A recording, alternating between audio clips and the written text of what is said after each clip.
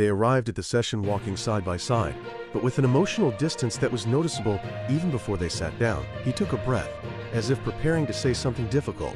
She crossed her hands over her legs, trying to stay composed. When they finally spoke, it wasn't to describe a recent argument or an obvious conflict. What they expressed was more subtle and much deeper.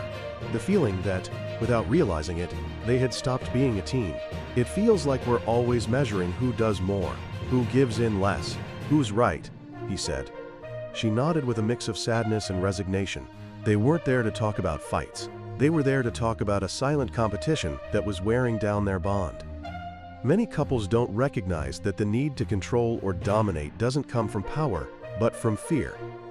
Fear of losing relevance, fear of not feeling valued, fear that the other might pull away.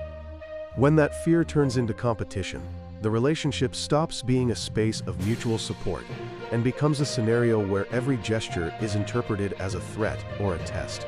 In that environment, the connection weakens quietly. There are no explosions, but there is a constant erosion that slowly extinguishes trust and tenderness. From a psychological perspective, a relationship cannot thrive when both partners are more focused on defending their position than on understanding the others. Control suffocates, competition separates, and together they create a dynamic where no one feels truly seen.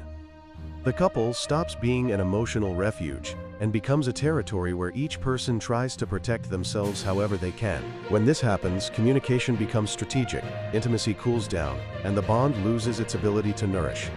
Breaking this dynamic requires a deep act of honesty.